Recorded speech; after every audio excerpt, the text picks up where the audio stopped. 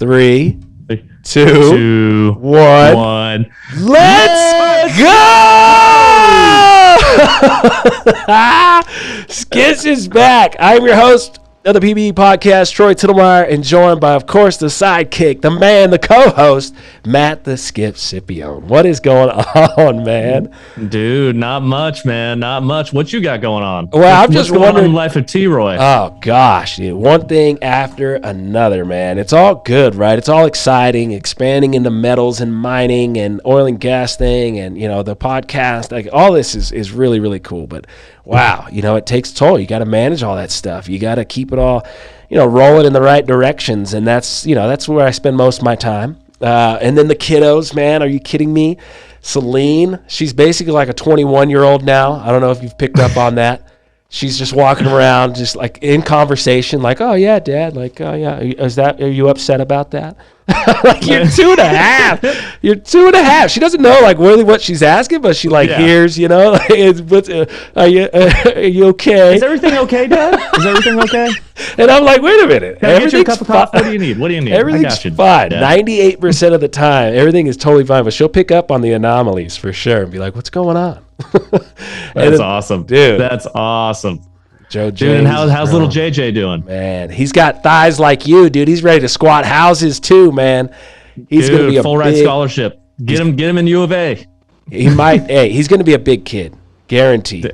Guaranteed. He's going to be a big kid. He is. We call him Thumper. And my friend was like, "Don't do that. You give him a complexion if you call him Thumper." I'm like, that's his cousin's Thud. My brother's kid is like just timber. He made out of wood. You know what I mean? He's Thud. And then I got Thumper. So it goes. It works. It's a dream team. Dude, but that mustache looks like, is that like to check the temperature on the coffee before you take a sip? It's just to save food for later, keep my upper lip warm. Are you like doing the curling out thing? What is happening with this thing? I was trying to for a while, then it looked a little too questionable. So now you look like a villain, man. You look like a comic book villain. Oh, man.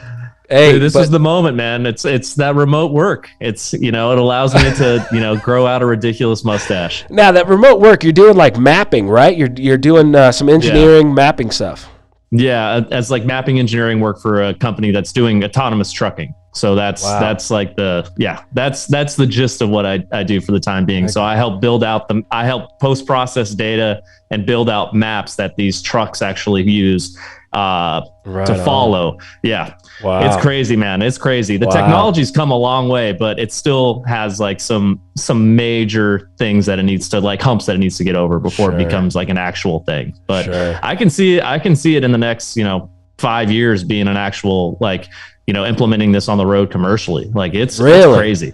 Yeah. I question the GPS accuracy. That's my thing. You know what I mean? It takes, unless it's like brand new technology in like the first 6 months of my cell phone, it's like great accuracy. I'm like, whoa, I'm on the second level of this restaurant. It's like telling me the second level. And then like a year, 8 months later, it's like, you're in this general area, I don't know exactly where you are. if that's the GPS accuracy that's driving around big rigs or, driving me around, I don't know, man. It's a little more accurate than that, but I'll admit it knows where you are on the road. Like left lane or right lane. No, that's cool, man. That's really cool. You're on the front lines of that technology and that whole idea. That's crazy. Yeah, man. And then also big news, moving to Denver. Yeah. Wait a minute. Man. I thought it was Boulder. Well, it's northwest Denver. Oh, cool. South, like Lafayette, Louisville area. Okay. So it's like 15 minutes. It's closer to Boulder than it is to Denver, but it's still technically like Denver. Ah, got you. Well, that sounds cool, man. You excited? Dude, I'm stoked. I'm ready to get back to the mountains and start looking at good rocks again. What? Monty's right there. He's going to be wanting. Oh yeah. No, I'm swinging by first day, man. Man, I'm so jealous, man. I'm so jealous. That is awesome. That sounds like it's going to be a dream, dude. That's going to be cool, man. You'll be busy with work. We'll be busy with the podcast. We'll be busy doing all kinds of different stuff. With MagmaChem's, second headquarters basically right there. Yeah. That's the game plan, dude. Hey. It's getting closer, getting back towards the rocks again. Right. I love trucks, but the rocks are where my heart are. Right. Heart is. Dude. Well, I'm glad you made the show, man. I know it doesn't happen all the time, and the schedule just is what it is, dude. I mean, that's what happens with this remote way of doing things. And who knows with this Delta variant, man, and how things are moving and shaking with conventions and potential. I heard Schlumberger's pulling out of one of the shows. What's going to really happen here with how this goes, and nobody knows. Nobody knows. All we know is that it's here, and we're going to manage this situation, and it's so we're available to do virtual. We're available to do in person. We're going to be in person in Midland, even if they shut it down completely.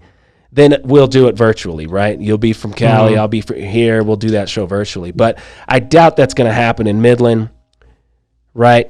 If anything, it's going to be limited amount of people and stuff. So we'll still have a physical presence, be able to do some podcasting and highlight some very interesting data that is coming out of the Permian. That's a game changer for how we're performing, right?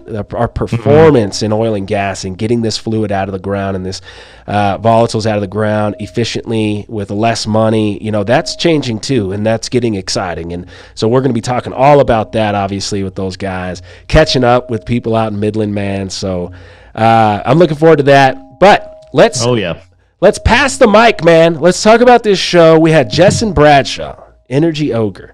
Doctor us up, man. I mean, instantly I went back to Blockbuster with Emmett Smith. I mean, it was this show is everything that I thought it would be, man. And I gotta give Justin just a minute to talk. But Steven is who set this up. Gosh, that guy really saw the vision on this. He kind of understood PBE and he understood you and said, man, I think you guys make a great show.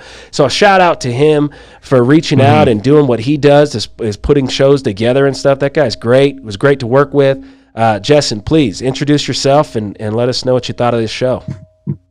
Yeah, so I'm Justin Bradshaw. I'm the CEO here over at Energy Ogre.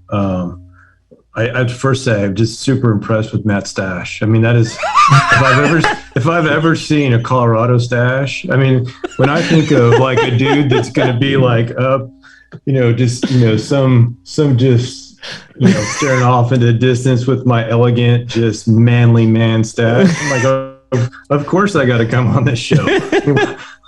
And so, just been, quiet awe here.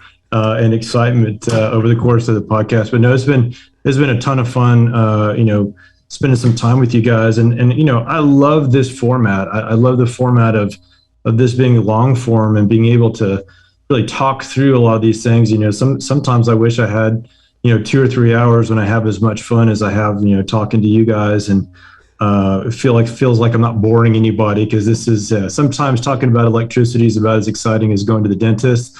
Not to cast any dispersions or aspersions on any dentists. I actually had I gave a local TV interview one time and I said that, and I literally got a text message from my dentist and she said, "That's not nice." So I was like, oh man.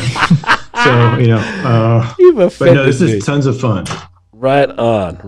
Well, thank you for educating us, man, on just kind of the basics and thinking about it at a much higher level than I ever thought about it. And then me having that kind of personal connection of we both lived in Midland, so that was cool. That whole turn, how that came full circle. My understanding of options when it comes to a deregulated, electrical managing platform, or I guess a system, right? Texas operates through a non-regulated electrical managing system. Is that kind of how you would explain? Yeah. So, what's happened is on the wholesale side, there's been a lot of innovation with all these new power plants. If you can get the permit, in most places you can build and try to compete with the local utilities out there. And so we've done that here for quite a long time. And that's actually pretty commonplace all over the U.S. The difference in Texas is what's happened is we've opened up the competition at the retail level. And so what we did is we broke up the utilities and split them up into different components. And so that's what we have. So it's the vast majority of the population centers in Texas, Midland, Odessa, the greater Houston and Dallas metro areas, Abilene, most of the Valley as well. So Austin, San Antonio are kind of the outliers. Brownsville is an outlier. El Paso, where I grew up, is an outlier. Right. But for it's the vast majority of the population centers in Texas are in these areas that are open to competition. Anything in particular that dropped out for you from the show that you just keep someone hanging on and make sure that they listen to at least this part of the show? You know what I mean? From Jessen, your suggestion, I guess. Yeah, no, I mean, I just, like I said, I love being able to get a little bit more into the weeds on, some of the stuff that we talked about. I think some of the stuff in the February freeze and the knock-on effects of what happened with our power infrastructure, that's been discussed a lot. But some of the things I don't think I've heard a lot of the things that those of us in the industry talk a little bit about. So I was really happy to be able to spend some time talking to you guys about that as well. And I think what you were talking about in terms of the emergence of these technologies and material sciences is probably the single largest play in this space, in the electricity production space, in my mind, over the course of the next 20 or 25 years. And so I think that, some of what we talked there in terms of advancements in energy storage, how we get the cost of productions lower. And, I don't think we're ever going to get rid of oil and natural gas in the way we industrialize, if nothing else, and having carbon inputs for all the other things that we want to do from high order materials. And I'd love to hear, y'all's take, and enjoyed hearing what you all had to say about, how this whole thing is unfolding from your perspective as well. Right on, Skippo. What do you got, man? I was going to say, well, I'm glad you touched on the ice storm, because that was a big one. And then, in my opinion, my personal favorite part was when you touched on the effects of renewables and compared those to as far as these conventional or like the traditional like way electricity is generated, and like how that ties into the infrastructure, and talking about the whole and all of that, and the future of that, right? And what batteries and how at the end it looks, this is the path forward. I really, really enjoyed you touching on all of that. And then lastly, and I think the most important thing for all the listeners is actually understanding your electrical contract and making sure you're not freaking overpaying. Like you said, like, not, people are just unaware. They just, it's like, this is my electricity provider, this is what I do. It's like, no, look at those contracts and like, see like, oh man, am I paying 3, 2, 3, 4 times as much as I should be paying right now? Especially, I mean, summer's almost over. Well, it's better late than never, but still, like, take a look at those contracts, like, save some money. Seems like it stays summer in Houston and Dallas for a really long time. Yeah.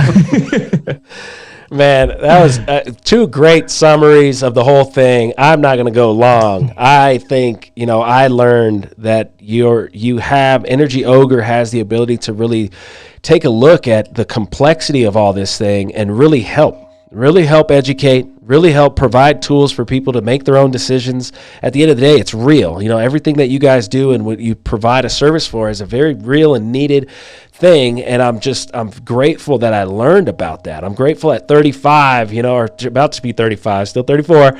I'm learning about that. And that's something I'm going to take forever. I'm never going to miss the boat on that. I'm never going to think, wait a minute, there's another option. Let's avoid the $1,000 hit this summer, So I learned a ton. And tying it all together, like you said, with the idea that the electricity, it needs to be instantly available and instantly used. All that happens in the speed of light. Electricity, and managing that, and managing ourselves to better manage that, to help the system if that is needed, or how can we avoid, bad situations in the future because we know this better, we're thinking about it better, and without question, this show allows me to think about electricity and how we use it, but how everybody can think about how it's actually, moving. And it's such a fascinating subject. We could have dove down to so much different stuff. Maybe we can.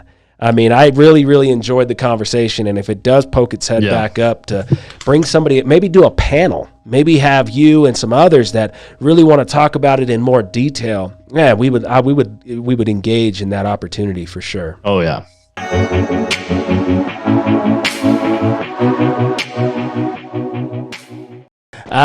We are now officially starting the conception part of the PBE podcast with Jess and Bradshaw from Energy Ogre. Sir, please introduce yourself real quick, your position, and then I want you to immediately start telling me about where you went to school, the degrees you got, these people that were in your life that made this, this influence to take you in the direction that you went, right? And why you are Energy Ogre, and why, Jessen is so important in our understanding of electricity, the usability of it, and maybe the future demand supply of it. So Jessen, please. Thanks for joining us. Man, you're like puffing me up. That started with the sir thing. Gosh, well, that's a hard thing to lead in on. But my name is Justin Bradshaw, and I'm the CEO here at Energy Ogre. And yeah, it's been a fun ride. I've been in the electricity space, specifically in energy, going back to when it's basically unbundled or opened up at the federal level back in the mid 90s, 1994, 1995. Whoa, so cowboy era, man. That was cowboy football. Or winning Super Bowls. That's true. Well, I went to school in Dallas. I went to a real small school, University of Dallas, and the old Texas Stadium before they tore it down and moved, elsewhere. Right. That was actually on University of Dallas's land. So is that right? In Irving or whatever, Irving, Texas. In Irving, yeah. So it's right there at 183 and 114. So. What a great time to be going to school. Oh my goodness. I used to run into like Emmett Smith, the Blockbuster. What? Hold on. This is just the most ultimate 1990s story ever. You just said you ran in. I love this so much. Like that sentence alone. I ran into Emmett Smith at a Blockbuster, man. That's the 90s. The kids do not understand that one nowadays. I used to run into him all the time. I used to spend a lot of time watching movies, apparently. And I used to run into Jason Garrett at the Beltline Mall at the movie theater all the time, too. So he was the backup at the time. Absolutely, he was. Back in the basement. But longest coach in Cowboy history, by the way, too. Yeah, it was funny. I always wish that I could have played, like everyone, you want to play something. And I'd get in line behind Garrett and I'd be like, I could much bigger than me. I mean, I could throw this. As my dreams evaporated, so. Oh my gosh, you're ready to walk on with the Cowboys. I was like, try me out, coach, please. So, but instead, you went energy route. Instead, you started figuring out, wait a minute, they're deregulating energy and electricity management. That's my understanding of it. Can you explain that in 1994?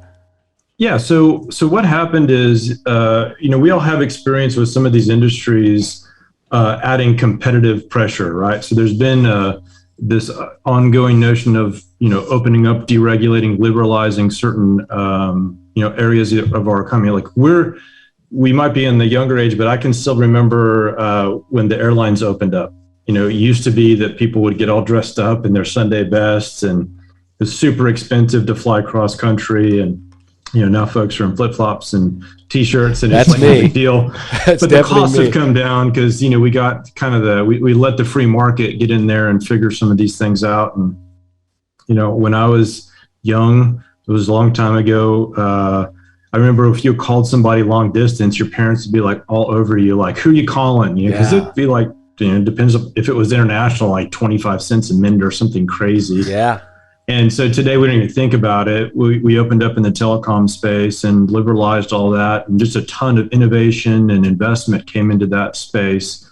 The same thing happened in the wholesale natural gas business, as you're aware, with 636, and us getting rid of the splitting the pipelines up from the LDCs, and the way that kind of happened at the wholesale level. I don't think quite as much actually trickled its way through to the retail level in natural gas. But the same thing happened in power. So the idea was, one of the big tenets of if you guys remember, when the natural gas markets started to open up with 636, was open access transmission or open access capacity on the interstate pipelines. So, they make their capacity available. They have tariffs. You're not protecting your own turf. And there was a similar idea at the federal level with two orders, 888, 889. So they basically said you can have market-based rate authority for independent power producers. And then it also opened up the transmission for open access transmission. So if you built a power plant, you could actually sell to not the incumbent utility who you're behind, but you could procure transmission and how to make that available if it is available and sell to a neighboring place. So it allowed more innovation, it allowed more people to get in to start building. Wow. And doing some neat things. So it's the very beginning of trying to get rid of this just stodgy regulated structure that really is kind of the antithesis of innovation. That's, really what we needed. Yeah. So yeah, moving along from like this bureaucratic structure where every little thing that you tried to do, it would be leaps and bounds before you can even like scratch the surface at a small problem, to like now this industry where solution for everything. Hey, let's go guns a-blazing. Let's try to optimize this, but let's also try to make some money at the same time. Right. So at the federal level, opening all these things up, and then, there's a little bit of a patchwork quilt in terms of how that's happened down all the way at the residential or retail or the industrial side. But, remember that in the regulated business, that's kind of a totally different business model. Most of those they're going to get a guaranteed return on their invested capital. So they kind of have an incentive to increase their invested capital base because, they're going to recover their costs one way or the other, and they have a monopoly with their customer base, and folks they don't really have another option. So super simple economics, right? You're like, we're going to make this much money guaranteed, if not a little more, for a long time. Right. No one can get away from us. You're stuck. Yeah. Pretty sweet. However, two things that are really interesting, and I don't want to distract this from going where we were hoping it. I don't know where we were talking about it going, but when you said the similarities in the gas contracts and what was going on in the natural gas industry, and there's a similarity with the electricity, the use of the electricity, there's a similarity there. I instantly started thinking in the 90s for Texas was the most abundant source or used source of energy natural gas? For sure. And to this day, it still is the primary mover. So still the primary fuel for power generation. So it's natural gas, and then what's second, what's third, fourth, fifth? How does that go? Well, now we're getting into renewables, wind in particular. We have such a huge nameplate capacity. In Texas, we kind of have a portion of Texas that's electrically separated from everybody else. Mm-hmm. There's a couple of nuclear plants here. There's one down in Matagorda Bay, and there's another one. So that's South Texas Project, and there's Comanche Peak. So there's 4 individual units. It's not you only have two of those stations, but they produce quite a bit of electricity. Each one of those units is over, I think, 1,200 megawatts a piece. So that's a big piece. Yeah. We used to have quite a bit of coal. A lot of it was lignite, the brown dirt a lot of it was mine mouth lignite here, and some of those plants are slowly over time getting shuttered, as you might well imagine.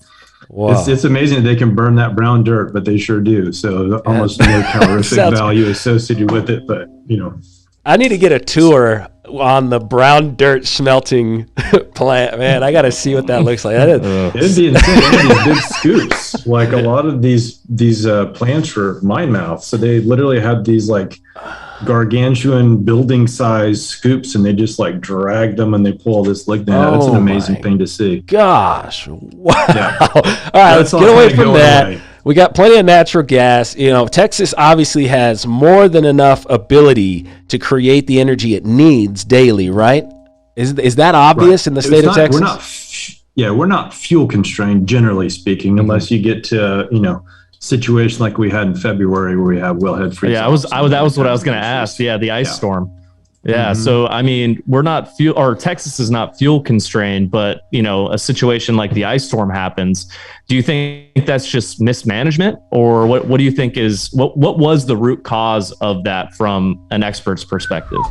Yeah, no, I think there's probably, like any kind of major failure like that, it's really hard to say it's just this. You kind of have to have a whole series of cascading things that work together to get an outcome that's like way, way unexpected. Yeah. But I think the first and most important reason, I think, culprit there is just the absolute weather. It was so cold. I mean, anomalously cold. I don't know if it's true. I remember reading it in the reports at the time. Then I went back to go find it for something else, and I couldn't. But they were saying that we were breaking low temperature records that had been in place here in the Houston area since like the 1800s. The polar vortex, man. Yeah, we had the Arctic atmosphere basically swung down. Boom! It did this big swoop down. Boom. And all that cold-ass air came with it and everything. Boom, it swooped down and went right back up. Now, is that a 10-year anomaly, 20-year anomaly, or is that going to be an every-year anomaly? That's a good question. That's a serious question. It just seems as though that kind of event was outside the planning scope and the planning expectation. Sure. As a it's a Six Sigma event. It's a very unlikely, probability wise is very low. Yeah. But what happens is it identified some weaknesses that I think everyone knew were there, but they just had never kind of materialized. As you all know, the natural gas infrastructure, a lot of our gas that we produce in state, a lot of it's down in South Texas and down along the Gulf Coast. And obviously we have all the shale gas, more in kind of North Texas, and we have all that perm gas. But, everything here is kind of set to go up the interstate pipes, right? So all of our gas is really set to go up through into the mid-continent. All that gas is set to go up into the Eastern Seaboard. If you look in the gas infrastructure in North Texas, it's not as robust from an infrastructure perspective as it is, let's just say, down here in the Houston area. And so what we have is a lot of power generation that's on that infrastructure.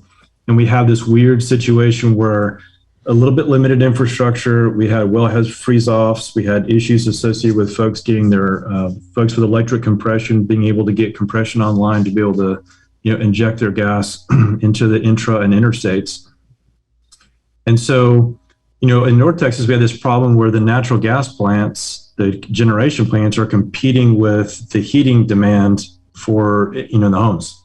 And we had that situation in a couple of different parts of the state. So it's this little bit of a feedback loop. Do you use the gas to generate electricity, or are you using the gas to run through into home furnaces? So it's a real-time kind of an issue to contend with, it seems to me.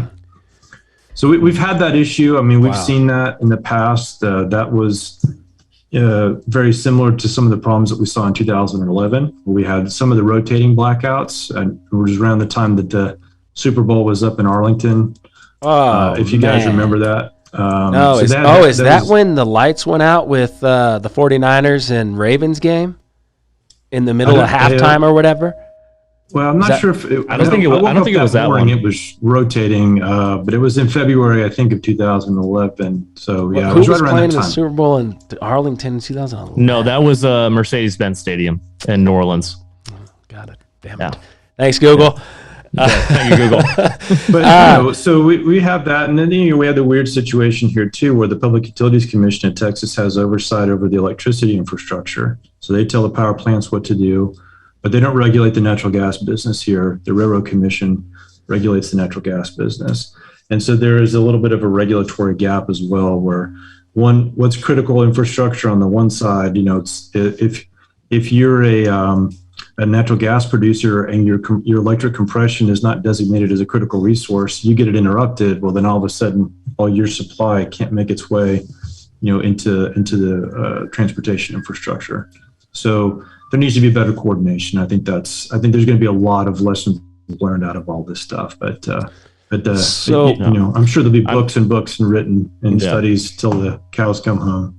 I mean, you can say you prepared for possibly cold weather, but no one could have prepared for that duration. I think that was kind of the shocking part, was like, oh, this is like 2 weeks in and we're still like the pond next to my house is still frozen at like this golf course. It was definitely extreme. And, remember, the guys are, when you're building power generation here, or the stuff that was built in, 10, 15, 20 years ago, they don't expect it to be, they're not planning for it to be Wisconsin-like conditions. And so you're not building your boiler feed pumps and all this other stuff in insulated housing. I mean, 100 times out of 101, you never have a problem. It's just, it's not something that folks really kind of thought about, I think, as much. And the place that we saw it too was, unfortunately for a lot of the renewables generation, there are technologies, the de-icing technologies and things like that, because, there's wind plants that run in Alberta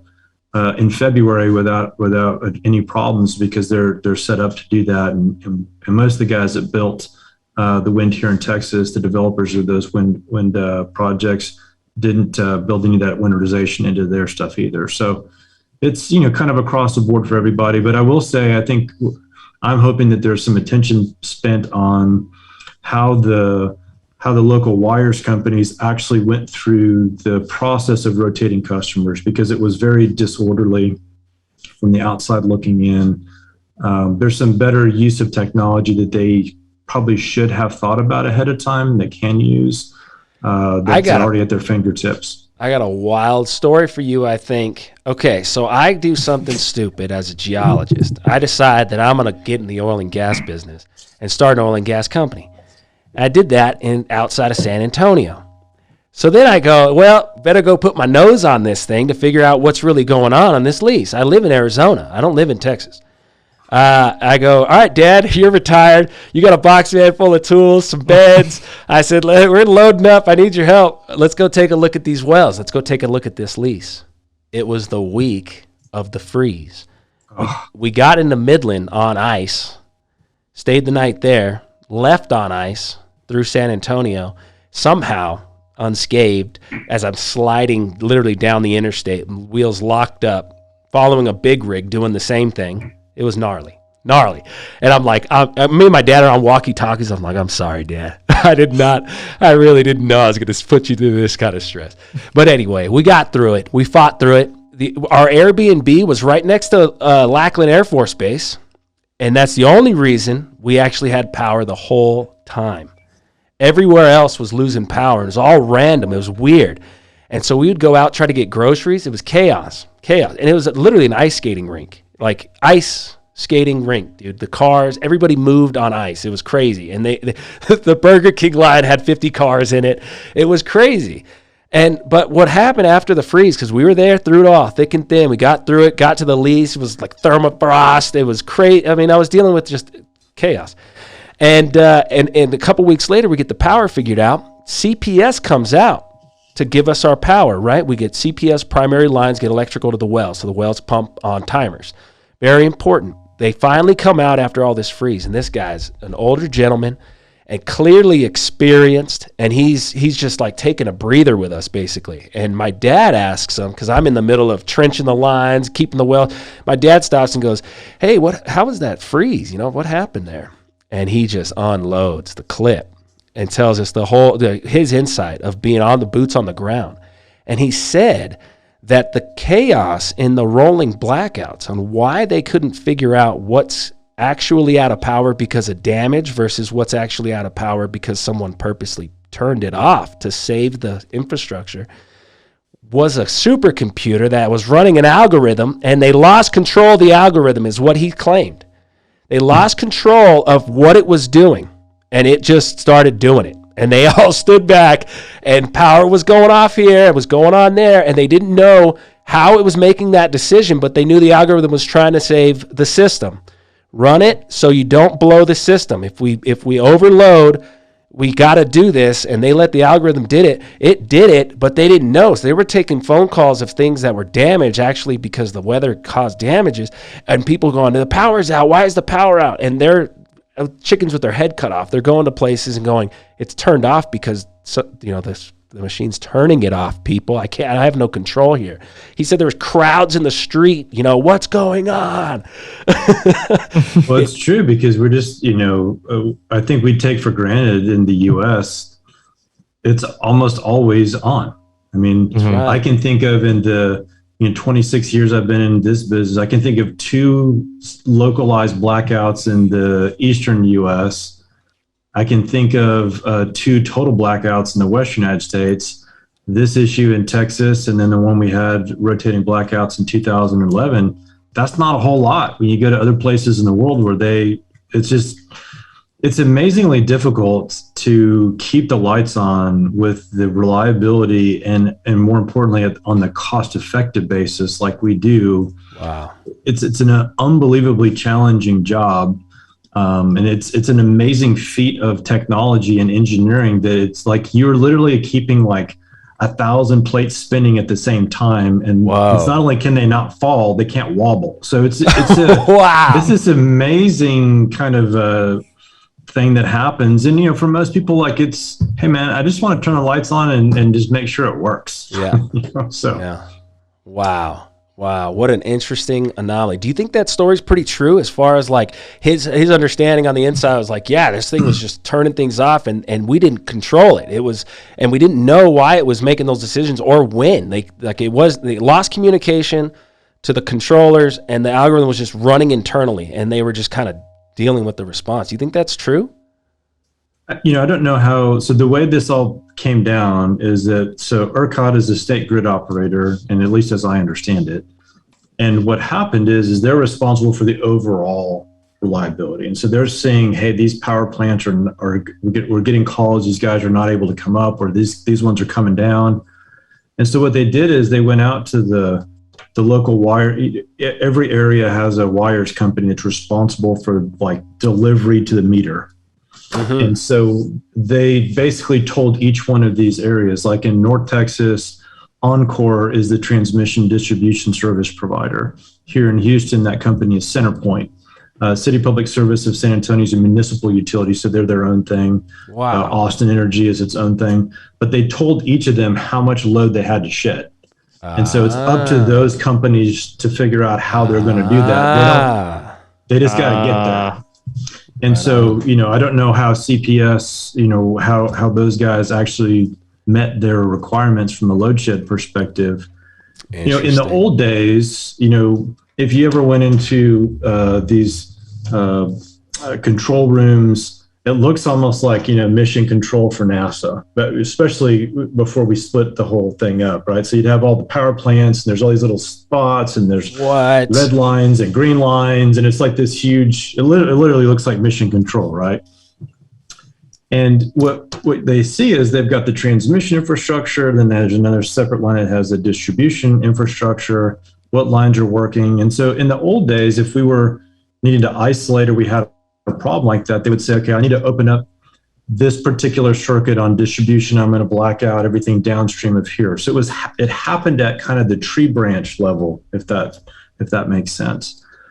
But in most of these areas now, in the competitive market, at least in Texas, behind CenterPoint, behind Encore, almost every one of these customers has a smart meter or has one of these meters that they can turn on and off remotely. Oh, wow. Okay. So there's now an ability, as opposed to turning things off at the branch level, to actually build a system and build a process, in my mind, at least, where you can actually run through real rotating outages, if that makes interesting. More sense, as opposed to us doing more of a scalpel versus a hatchet approach. And I think that's one of the things that I'd like to see come out of these lessons learned of how do we plan for this in the future. So it was interesting to hear kind of how you did the analogy of the branching and stuff. It's like the light switch or the breaker to the meter. Right. Bang. You could do it at all different levels. So in your opinion, as we switch into the drill down segment, and the conception was just so cool in so many ways. Your credibility was your story of running into Emmett Smith at Blockbuster. At that point, everyone on the call knew that you were like as real as it gets. I'm yours. So we didn't get a dive down into your career, but the way what we talked about, and I think the development into the drill down, which is probably going to take a step back on the technical side and start looking at some of these images and just explaining these critical points of the electrical system, how it's made, how it gets turned into electricity, how you deliver it, how you store it. I'm really interested in to hear more information specifically on those, the infrastructure of this stuff. But man, drilling down after all that, I think my question was, now that I've lost it. Emmett Smith. That's what happened. Well, I guess then, unfortunately, let's get started in the drill down. Let's dive into kind of where things are at, and we'll take the conversation where it goes. Sure. I think one of the things that we try to do at Energy Ogre is, a big part of our mission is education. Again, because our power infrastructure, our electricity infrastructure works so well, and it's pretty inexpensive relative to other stuff that we buy. We really do take it for granted. Yeah, it doesn't kind of show up on a day-to-day basis. It's not on a whole lot of people's radar screens.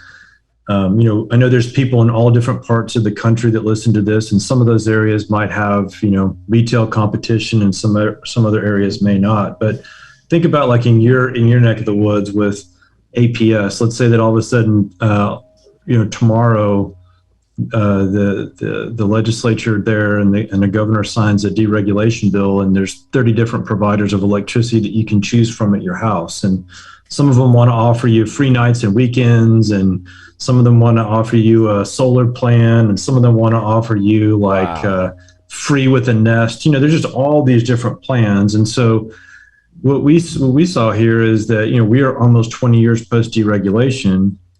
The rules were set up here to be extremely customer focused, and what we kept finding is that folks are busy. They're busy with their day-to-day lives. They don't really kind of fully understand how electricity works. Right. And if you don't really understand it, it's hard to make a good decision. Like, you would think if I'm going to go get a car loan, I'm going to look at the APR on this loan versus another loan, or if on mortgage rates, if I'm shopping for some of that stuff. But there's no real APR equivalent in this stuff, and you see people advertise stuff, and you're like, that sounds like a good deal. Or you'd say, hey, what's a good company to buy electricity from? Wow. And so people, I think, granted, we're way better off than almost any decision you make is going to give you a better outcome than where we were in the old vertically integrated days, right? So it's not all bad, but there's an optimization that can certainly be had there. So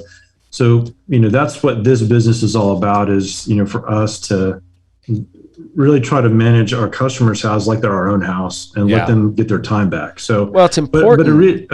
Go ahead. It's important to manage that stuff. It's important, I think, to actually take the time and realize, when am I using all this electricity? How could I be more efficient with the energy that I have access to? I mean, if you keep that light switch off, it's probably going to allow you to have it on longer. We want to be efficient. We want it to always be there. We want it to be reliable. We don't want to just blow the grid. But I mean, you got Motel 6, they say, keep the lights on for you. They're just going to keep it on all the time, So if it's to be more efficient with our energy use, that could be very profitable, or at least maybe allow us to be a little more predictable about what is the best source for that energy demand, right? Is it the solar? Is it what are we going to do? How do we supply these folks with the best way, most efficient way to give them reliable, sustainable electricity? Do you need to know those details from the end user, or do you think there's another level that you can manage that situation at that keeps it all very efficient? So the answer is, I think it's really hard for, if I weren't in this business, and, if I were, doing anything else, electricity and how I use my electricity, it can be too complicated too quickly. And so there needs to be a level of automation that gets brought into this entire process. It's no different than like in this office building that I'm sitting in today. There's a controls package that optimizes when it brings up, the air conditioning and when these chillers run, and it turns lights off automatically, and it figures out when people are here, and it runs this schedule, and does that for water and everything else. And I think those are the kinds of technologies we'll see as they kind of as this whole thing emerges. This is what I see over and over again, is we're not really inventing new technologies. What we're doing is we're inventing applications of existing technologies. So we've always had the ability, like SCADA is a great example. the selective control and data acquisition when we have something out in the field and we want to control the output of a power plant remotely. Well, we can do that we know what its output is, and we can change it remotely. We can remotely run some of these things, like in wells. I'm sure many of your listeners, big production areas, they might have an RTU out there that sends information back, a remote terminal unit that sends information back. So this communications idea of interacting with a controls package and demand, that's nothing new. It just has been expensive because that's expensive infrastructure. Yeah. Well, today, the cost for us to build communications infrastructure through Wi-Fi to devices in our homes is very inexpensive in comparison to like building this whole, communication infrastructure that was done around some of this utility stuff in the past. But the administration of all of it, I think, will be too complicated for an individual to keep track of all the inputs and outputs. So there's definitely, I think, going to be an automation there before getting people like, everyone's like, what did that dude just say? But calm down, settle down, Francis. Let me tell you. I think one of the things that's important to understand is we think we know. I think as an average consumer of electricity, I think most people think they know a little bit about the way electricity works. But I think electricity and wholesale power doesn't work like anything else. It's actually not akin. I mean, in anything else, like if you were to say, hey, we're going to get gasoline supplies. Well, if you know that you're going to have a big summertime driving surge season, well, folks that are the guys that are the distributors, they're going to increase the amount of gasoline supplies that they have in storage so they can send it out to jobbers to refill the service stations as that demand is increasing. So they're building up an inventory in advance of that, and they manage around inventory. Yep. But electricity doesn't work that way at all. Mm-hmm. It is, it's produced, distributed, and consumed instantaneously, right? It happens at the speed of light. So people think about, like, one of the things that we heard here around the freeze was, well, how in the world can we be out of electricity? They knew a week and a half ago that this was coming.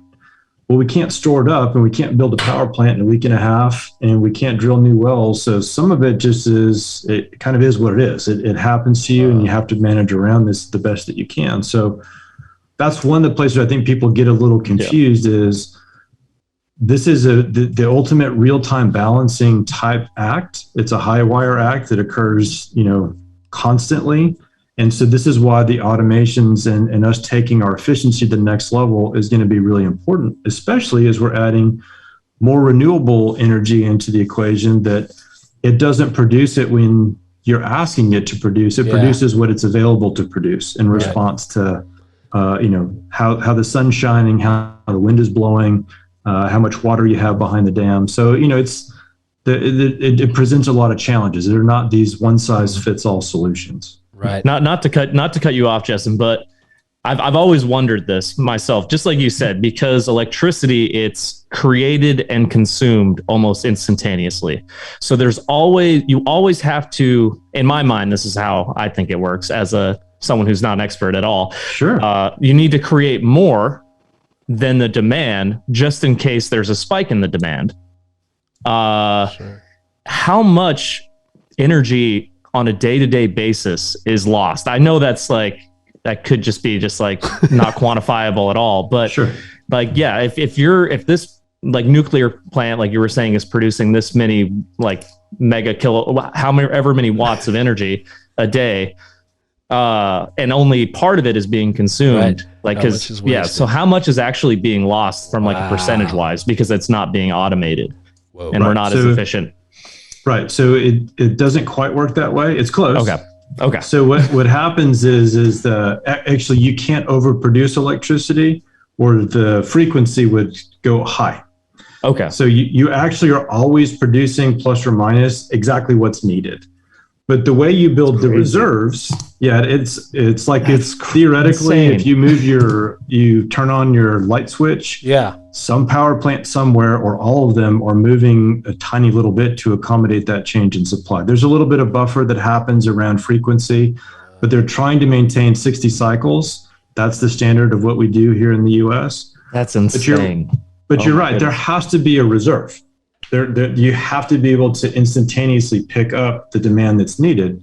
So the way that's actually done is, if I've got a power plant that can produce 100 megawatts, I might be actually producing 80 and keeping 20 megawatts of that in spinning reserves, or in the ability to pick up or move down. Now I can go, pretty easily from 75 to 85.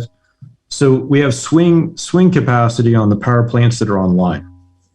Some of them, like nuclear facilities, they don't run that way. They run flat out, 24 hours a day for 18 to 24 months at a time if they can do it. So, but yeah, we have, and that's the real challenge, because, a lot of us think, well, yeah, we want as much, renewable on as we possibly can. But some of these other power plants, they're really made to be the most efficient at their full output.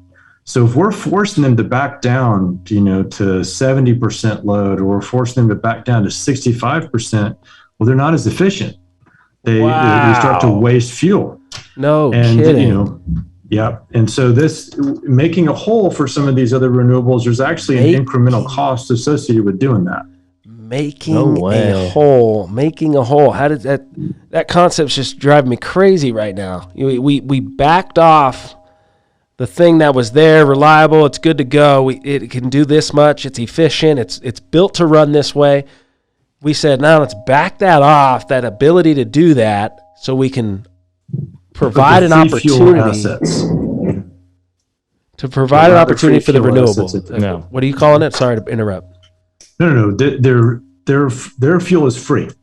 So they come in at their actual cost to produce is relatively small. But there's definitely a penalty that everybody else suffers for that, right? So there's a consequence to making room for those lower cost resources to run. Wow. But ripple effects.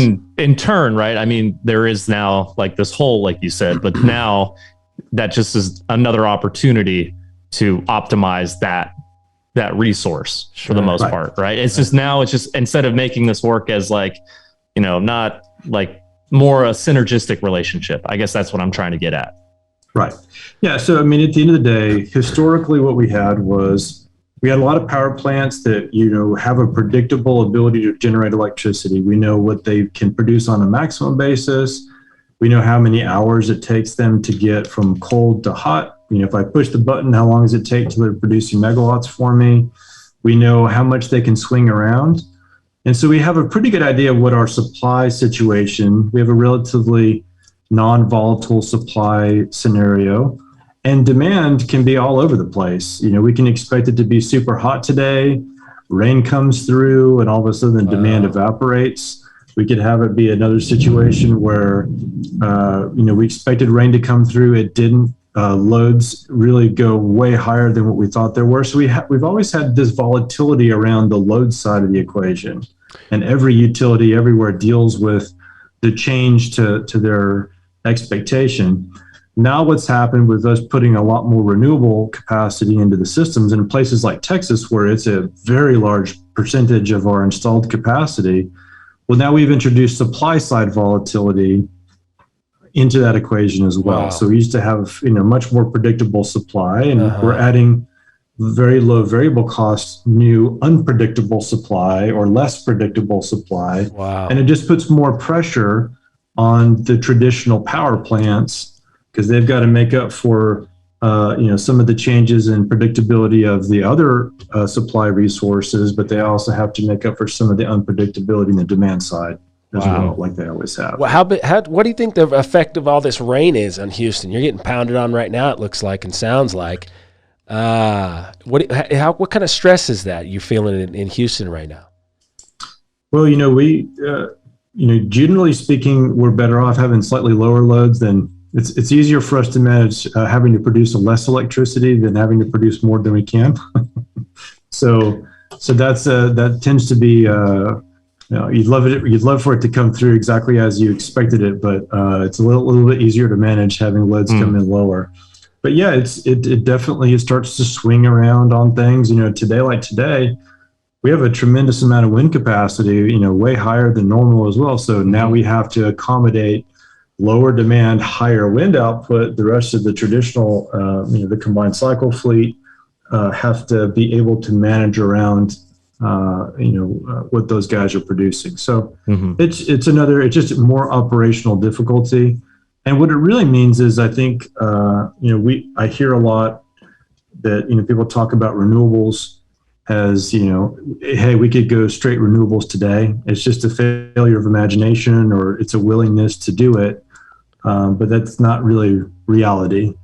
We need to have some kind of real storage capacity, whether that's in battery technologies or some other kind of a kinetic storage that allows us to, bridge some of this gap and to convert some of these intermittent resources into more predictable resources. Yep. It's a great way to segue, I think, into the completion part of this show. If we can, you guys want to wrap it up with anything else on the drill down? Let's roll. We're rolling forward. We are now officially in the completion part of the PBE podcast with Skippo, Jess, and Bradshaw. I've been doctored up in so many ways. All my different thoughts that I had in the show, I've really enjoyed it. And now I'm thinking, that you ended it by saying, the drill down segment, you ended that by talking about how if we have a better way to store or transfer this alternative energy, then we're moving in the right direction. And at the same time, this graphene,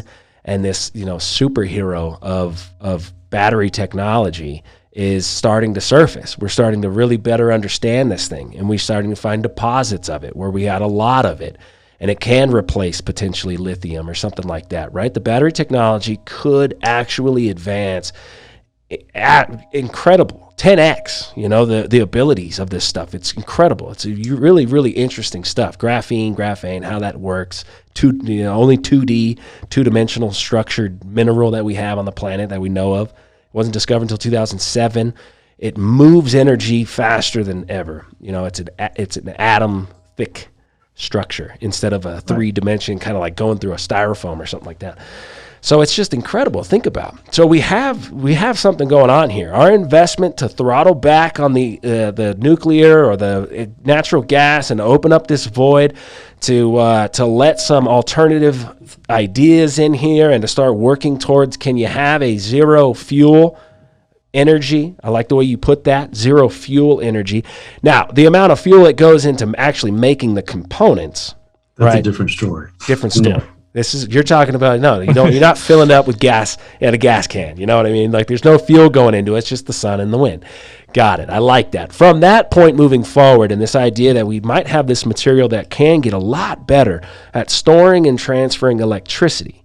How exciting does that sound from your perspective, maybe in the next 10 years of something actually developing that does this 10 times better than any known material? But I think that's absolutely the right place to be thinking, because in my mind, the next 20 years, at least in the electricity space, is a question of advancement of technology and material sciences. Because if you think about it as an economist or on economics,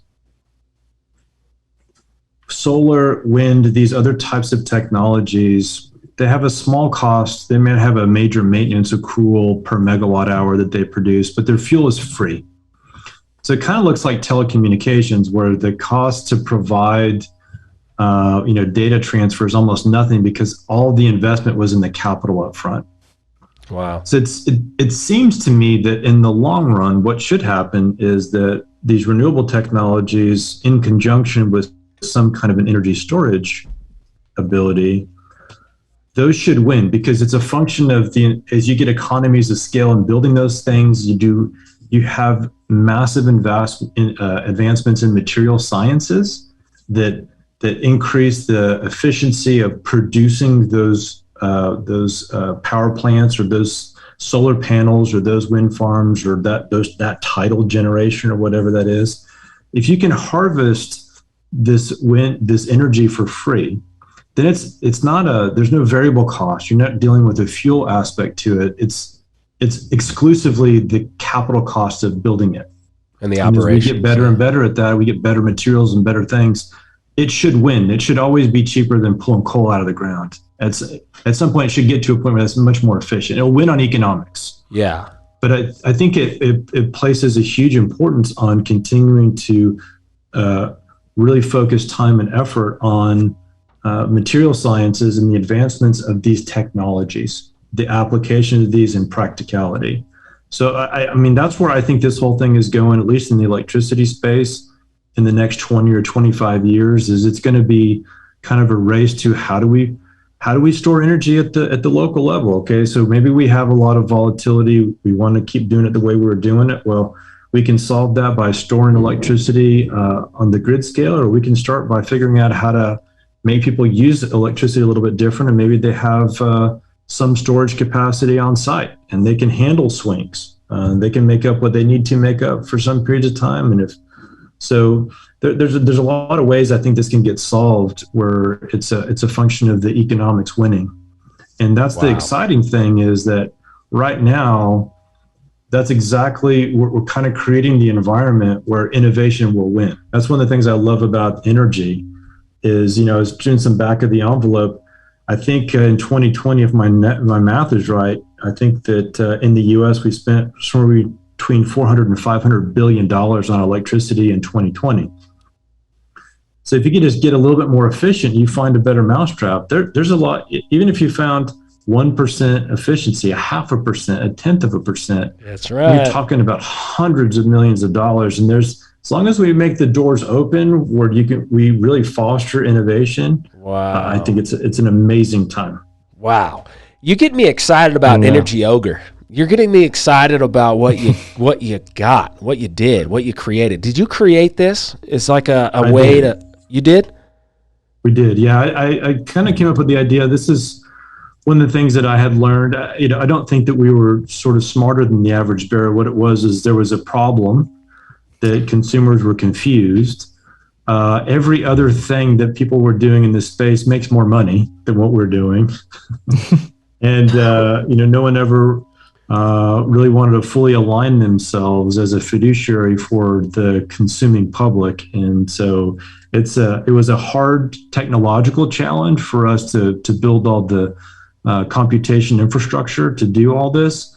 So it was a tall task, and there wasn't as much money in it. So I think everyone decided they were going to go work on things that made themselves more money or easier to do. So, that's exactly what we did.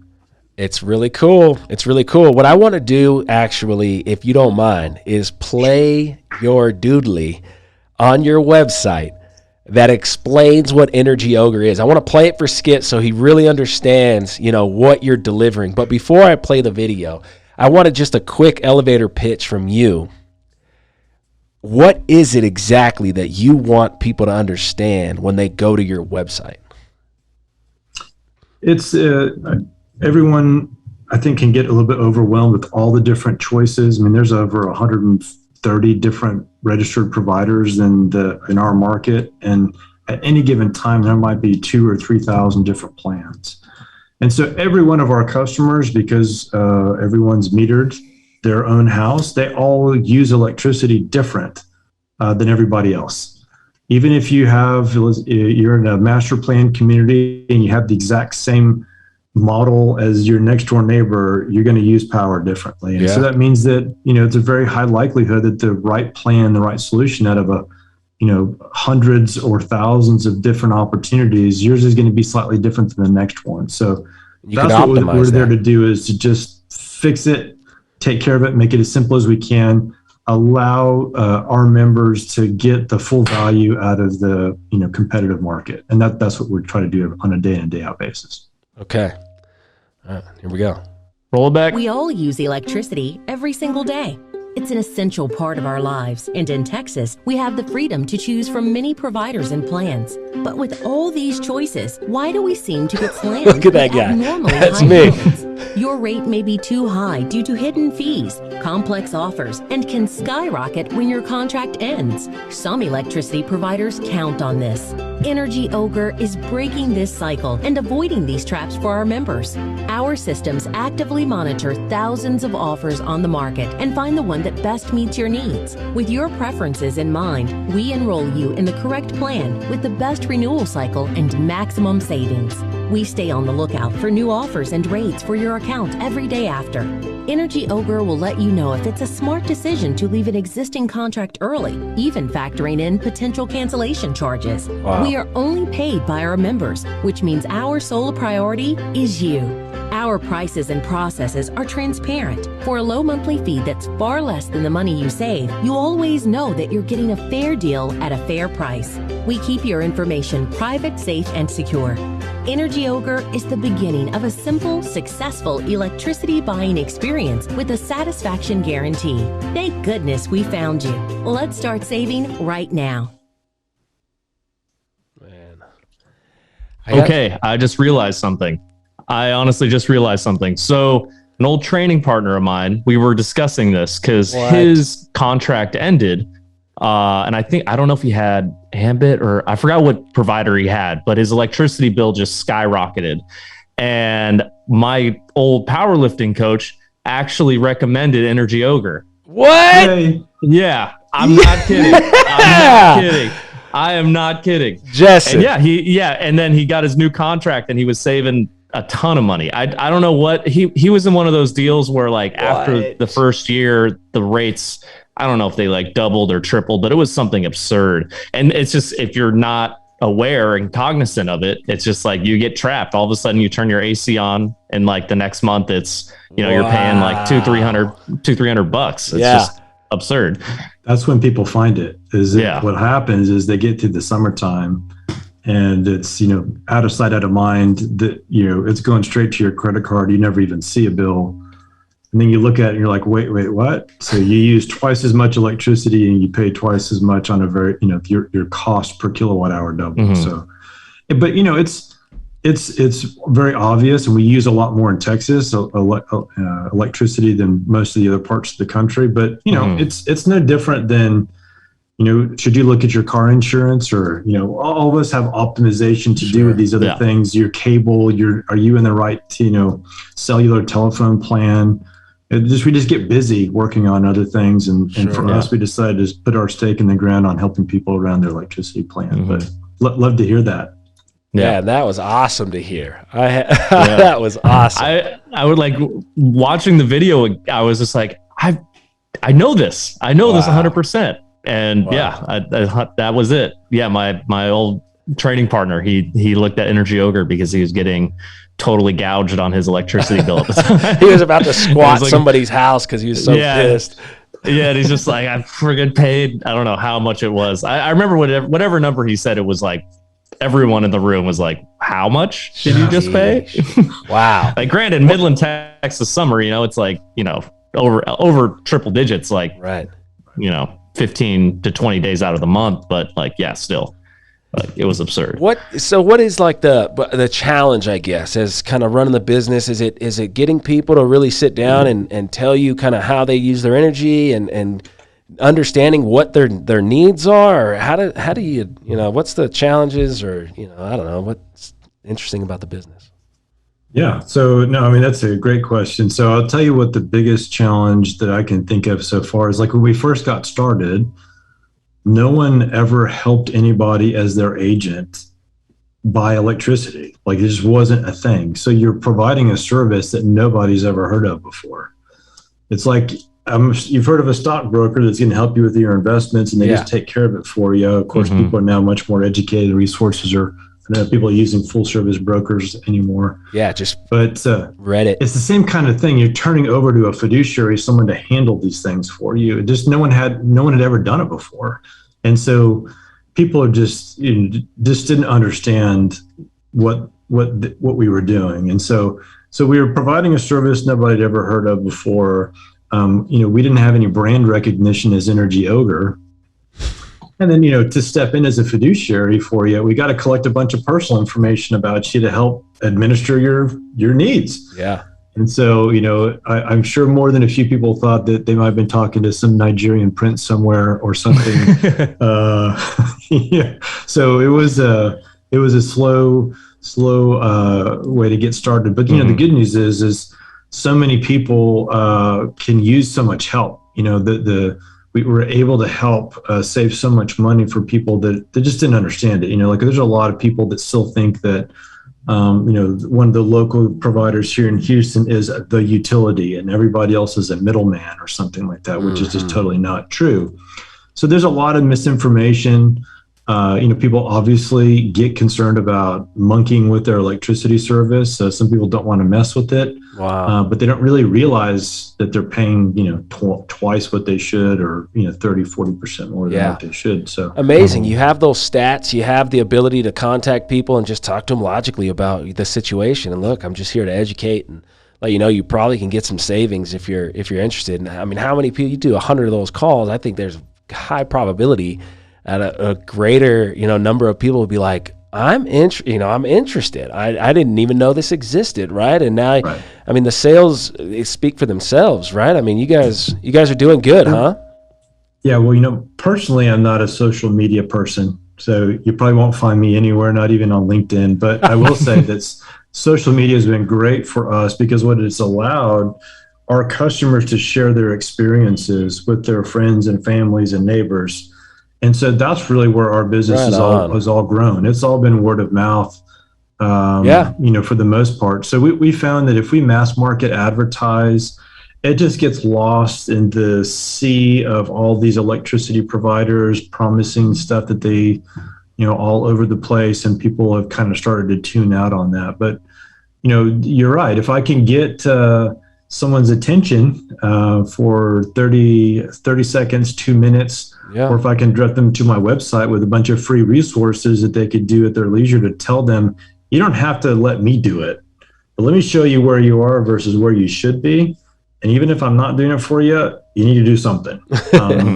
So that's cool. So that's kind of where we are. Yeah. I love the educational part of it. I think it's a heck of a business model. It sounds like you guys are, knocking it out of the park as you should be.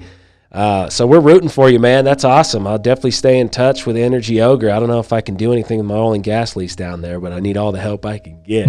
I wish I could. If you're behind Public Service San Antonio or CPS, City Public Service, they're not in the competitive area. So they're one of the holdout areas. But yeah, if you get some stuff elsewhere, let me know. I'll hook you up, I promise. Right on. Right on. Well, I think that was the end of the completion part of this show, man. What do you think, Skips? I think so. I think that was a great way to wrap it up. Man. Jason, thank you. I hope I didn't bore you or your audience too much with any of the technical stuff. I try to stay away from the weeds on that. But the interest is there for sure. I mean, how could it not be? How could it not be? You're better understanding the whole. I had no idea about any of that stuff. I mean, it's fascinating. And it's an anomaly kind of in the whole state. So I mean, I think it's really interesting at all levels.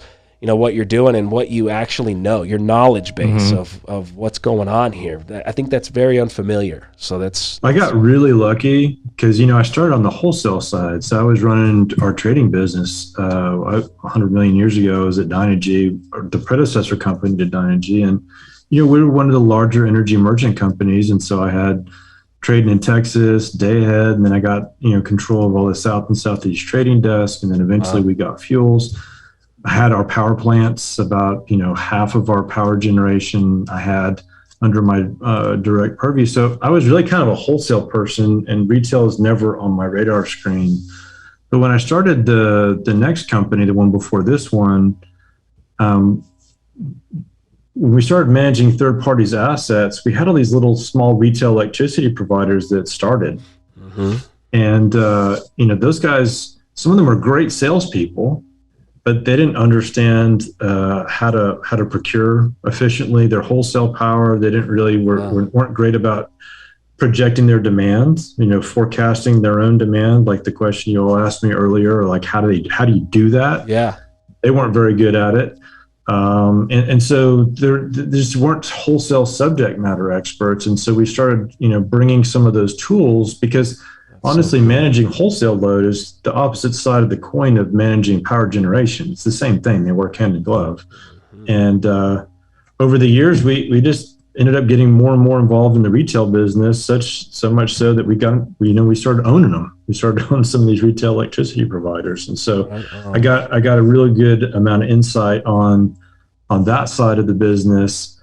And, and then honestly, the things that I didn't kind of like and the things I think that were real impediments for some retailers, those are the kinds of things I wanted to solve for, and that's exactly why I built Energy Ogre. It's how do I fix the problems that I'm seeing in the retail business from a consumer's perspective, and that's why we did this. So yeah, and the good news is at the high level, it all works the same.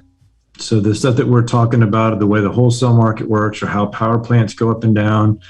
That's just as true in Boston as it is in Boca Raton, and it's just as true in San Diego, as it is, in Matt the Stash's new hometown area outside of Denver. So when can I start buying stock in Energy Ogre?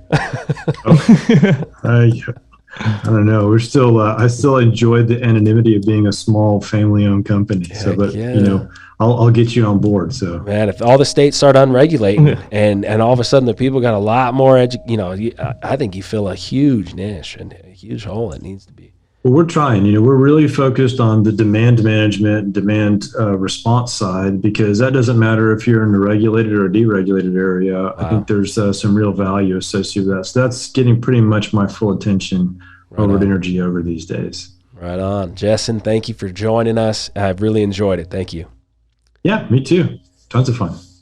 See you, Skips. Next one. See you later. Oh, yeah.